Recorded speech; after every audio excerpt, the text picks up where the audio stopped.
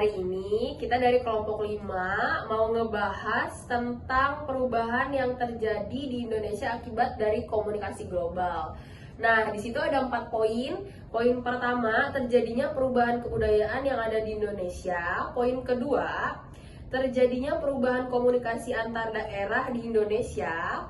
Yang ketiga, itu ada permasalahan budaya global yang masuk ke Indonesia. Dan yang terakhir, itu ada solusi terjadinya dampak negatif akibat dari komunikasi global Indonesia.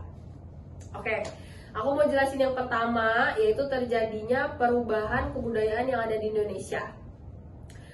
Nah, beberapa faktor yang menyebabkan perubahan kebudayaan di Indonesia itu, salah satunya ada media massa.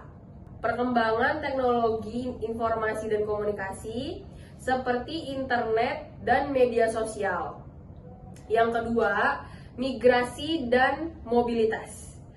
Komunikasi global memfasilitasi mobilitas fisik dan virtual. Yang ketiga, urbanisasi dan globalisasi ekonomi. Peningkatan urbanisasi dan keterbukaan terhadap pasar global juga dapat mempengaruhi kebudayaan lokal. Selanjutnya bakal dijelasin sama teman aku. Yang kedua, ada terjadinya perubahan komunikasi antar daerah di Indonesia. Jadi tuh berikut adalah beberapa dampak perubahan komunikasi antar daerah di Indonesia. Yang pertama, ada akses informasi yang luas. Komunikasi global membuka akses yang lebih luas terhadap informasi dari seluruh dunia. Melalui internet dan media sosial, penduduk dari daerah terpencil dapat mengakses informasi terbaru, berita internasional, pengetahuan, dan budaya, serta dari berbagai negara. Yang kedua, ada pertukaran budaya. Komunikasi global memungkinkan pertukaran budaya yang lebih intens antar daerah di Indonesia. Yang ketiga, ada kemajuan teknologi komunikasi. Komunikasi global juga mendorong kemajuan teknologi komunikasi di Indonesia, perkembangan jaringan seluler, internet, dan infrastruktur telekomunikasi memungkinkan komunikasi yang lebih cepat dan efisien antar daerahnya. Yang selanjutnya dijelaskan sama teman saya. Jadi poin yang ketiga, permasalahan budaya global yang masuk ke Indonesia akibat dari komunikasi global itu dapat mencakup beberapa hal berikut. Yang pertama, homogenisasi budaya.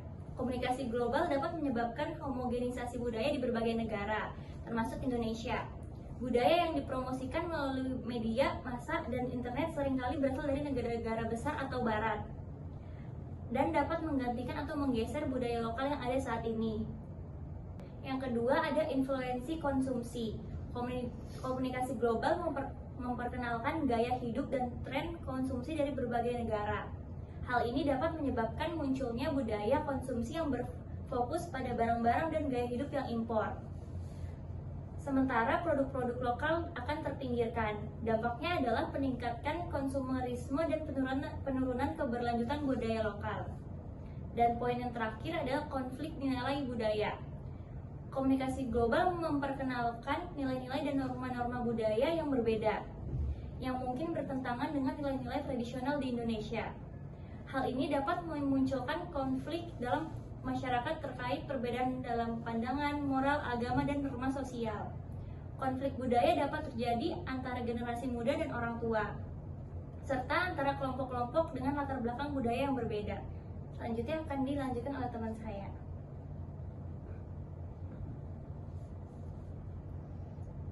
Di poin keempat, ada solusi terjadinya dampak negatif akibat dari komunikasi global di Indonesia.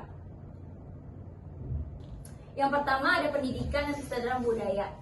Meningkatkan pendidikan dan kesadaran budaya di kalangan masyarakat, terutama generasi muda, agar mereka dapat menghargai dan melestarikan budaya lokal. Yang kedua, ada pembangunan media lokal, mendorong pembangunan media lokal yang memberikan ruang bagi ekspresi budaya lokal dan menyediakan konten yang mencerminkan keberagaman budaya di Indonesia. Nah, udah selesai. Lanjut. Jadi itu semua penjelasan dari keempat poin tersebut. Semoga kalian semua bisa mengerti, dan ada salah-salah kata kami mohon maaf. Terima kasih. Wassalamualaikum warahmatullahi wabarakatuh. Bye-bye.